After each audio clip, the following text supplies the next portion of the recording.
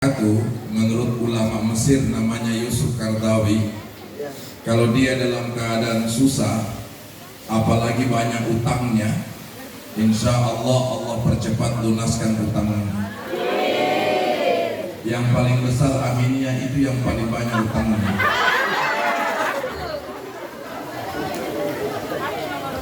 Alhamdulillahi wahidul ahad, al-fardus samad, lam yalid walam yulad walam yakul lahu kufuwan ahad.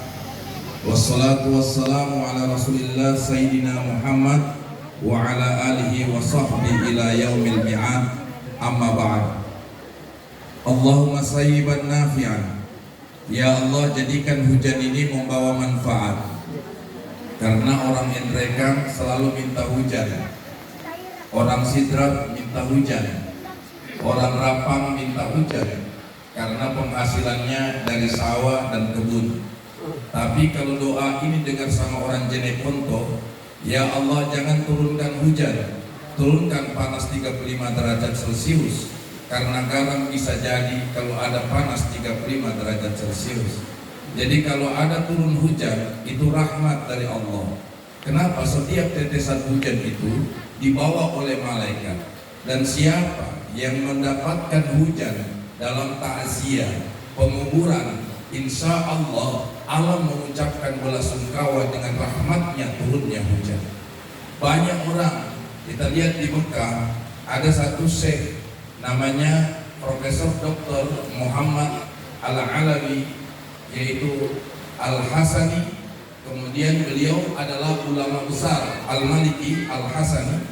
Beliau ulama besar. Pada saat mayat mau disembahyangkan di depan Ka'bah, itu turun hujan gerimis. Allah mengucapkan belasungkawa.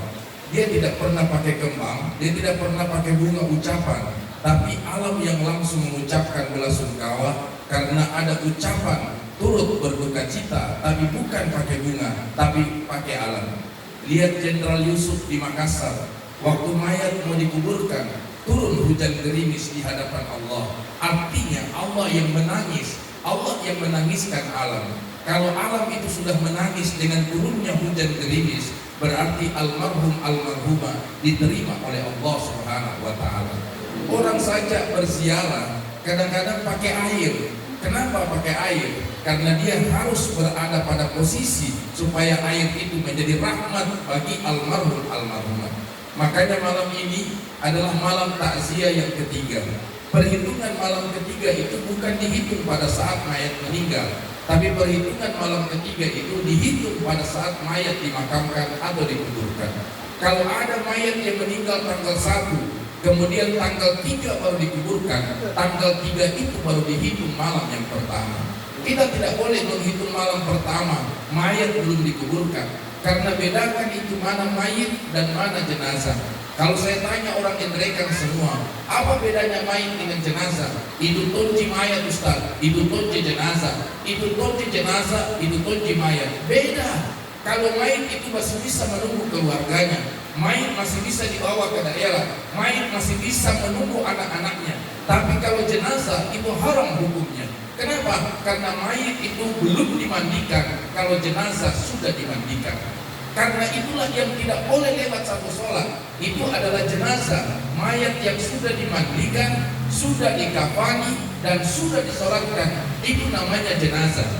Nabi Muhammad lahir hari Senin, wafat hari Senin, hari Selasa pagi jam 8 pagi mayat dimandikan, hari Rabu baru mayat dikuburkan. 3 hari, tapi mayat belum dikuburkan karena dia statusnya mayit. Istrinya Utsman bin Affan 6 hari baru dikuburkan. Kenapa? Karena dia mayit, bukan jenazah. Jadi beda itu mayit dengan jenazah. Makanya kalau kita dapat ada orang meninggal, lakinu mautakum la ilaha illallah. Tuntun orang yang mau mati dengan kalimat la ilaha illallah. Kalau dibisikkan telinga kanannya tidak mau, pindah ke telinga kirinya. Kalau telinga kirinya tidak mau Ustaz, tongkat bantal kepalanya. Kalau tidak mau, dudukkan dia. Kalau tidak mau, goyang badannya sampai dia mengucapkan kalimat la ilaha illallah. Tapi banyak orang yang baru ucapkan kalimat la mati, keluarganya gembira semua. Pasnya ucapkan la ilaha illallah, padahal cuma sampai kalimat la. La itu artinya tidak, karena sholatnya cuma Idul Fitri, Idul Adha.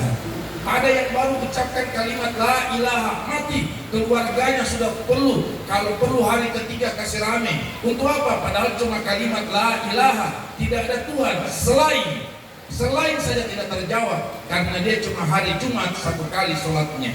Makanya Bapak Ibu, kalau ada orang yang meninggal, sholatnya yang dijadikan patokan dia tidak sholat, maka satu saat kita akan berada pada mayit yang haram untuk dimandikan. Rasulullah katakan, la taksilu anil mayitil kumal.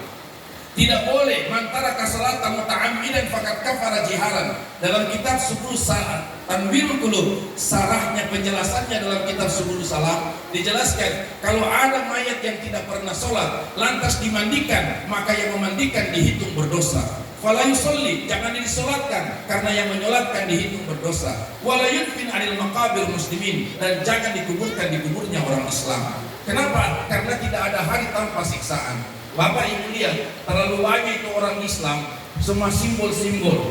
Namanya Jamal tapi perbuatannya John. Namanya Ali tapi perbuatannya Alex. Namanya Yusuf tapi perbuatannya Yosef. Ya, banyak yang begitu. Ya, kita lihat itu mobil-mobil trek. Kalau ada mobil trek di daerah, kita lihat tulisan-tulisannya di belakang.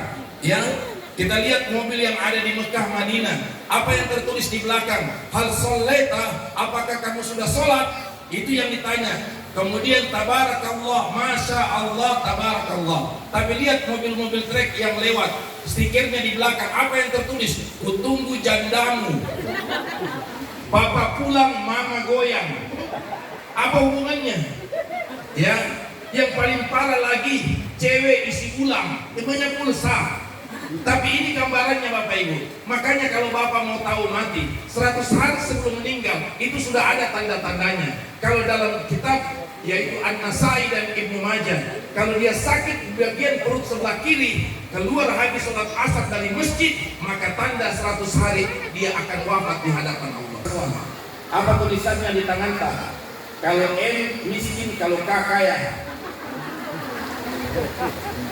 M atau K? M. Ya. Ibu angkat tangan kedua begini. Ibu mau, tidak usah bawa apa. Ibu mau. Ya. Jangan TikTok, jangan TikTok. Ya, angkat tangan begini. Baru tusuk ke mata begini ya. Tusuk ke mata begini tusuk. Agak keras ke dalam, baru ini buka. Kalau dia gelap, berarti tanda insya Allah masih panjang umurnya. Tapi kalau dititis matanya, tiba-tiba ada bulan hilal, ini berarti 40 hari kami kita akan mati. Coba tusuk. Tidak ada yang berani. Siapa yang mau mati? Ya, oleh sebab itu saya selalu ingatkan Bapak Ibu, setiap ada orang yang meninggal, bedakan itu dakarat dengan sakarat. Kalau dakaratul maut itu masih bisa hidup. Ini jangan dulu dibacakan Yasin. Orang belum mau mati terpaksa mati di gunung. Kan tidak enak dibacakan Yasin tidak mati. Ibu boleh bacakan Yasin kalau sudah sakarat. Kalau dia masih zakarat, makanya itu ibu. Kalau dia masih zakarat, masih bisa hidup, itu dibacakan 3 surah. Kalau dia tersiksa karena utang piutang, bacakan surah Al-Waqiah. Iza waqa'atil waqiah laysa liwaqa'atiha kadhibah hafidatur rafiyah iza rujjatil ardu rajja wa wussatil jibalu bassa fakan sahabahum baswa kuntum azwajan salasa. Kalau dia tersiksa karena dia punya utang piutang, itu baca surah Al-Waqiah. Makanya itu ibu yang banyak cicilan, yang banyak kredit, rajin itu baca surah Al-Waqiah. Ya, insya Allah mudah-mudahan ibu akan cepat. Yang kedua, supaya cepat lunas tak ibu utang tak, karena dosa yang paling besar istri itu cuma satu, dosa arisan. Ya, banyak itu istri kalau masuk arisan lapor sama suaminya, tapi kalau naik arisannya tidak pernah lapor. Ini suaminya tanya, naik ini arisan tak? Dia bilang naik 3 bulan yang lalu, padahal belum naik. Ibu jangan ada dusta di antara kita. Ibu kalau lihat dapat itu farauhu rehan. Makanya itu ibu, kalau kita dapat berkah dari suami, cium tangannya suami di sini. Jadi kalau bapak mau dicium tangannya, perhatikan urat birunya. Kalau ada urat biru di tangan ibu, maka itu yang kita cium. Kenapa kita cium itu urat birunya? Karena itu berhubungan dengan keikhlasan suaminya. Kalau suami ikhlas, muncul urat biru. Yang susah itu kalau suami hitam, tidak ada penampakan. Maka jangan juga cari suami yang terlalu hitam. Yang black sweet lah, hitam tapi manis. Oh, dendeng. Saya ibu ya. Ibu, cium begini, ihtiram, hormat sama suami. Kalau dibalik itu berkah, berkah. Karena yang bisa kasih berkah itu cuma 3. Orang tua sama anak, guru sama murid, dan suami sama istri. Jadi kalau ibu ambil tangan suami ihtiram, dibalik itu berkah. Sekaligus Pak, tanggal 1 nih, bayar. Ya, makanya itu ibu dijaga itu ya. Karenanya kalau dia tersiksa utang piutang. Yang kedua, supaya utang cepat lunas, pelihara kucing. Karena kucing itu sunnah pelihara. Itu kucing kalau dia mengusap mukanya begini, itu banyak sekali rezeki. Makanya sahabat Nabi namanya Abi Hurairah itu memelihara sekian ratus ekor kucing. Kenapa? Karena itu kucing kalau dia mengusap mukanya begini, banyak sekali rezeki.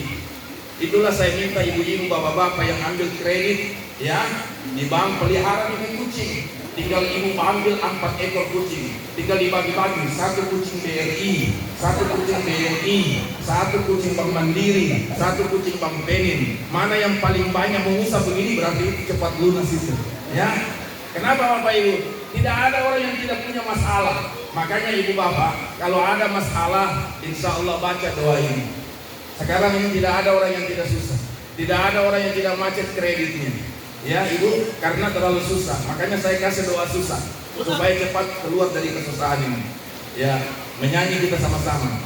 Allahu kafi Rabbuna kafi fasadana kafi wajadana kafi likulil kafi kafanal kafi wa ni'mal kafi alhamdulillah. Nah, sini kawan.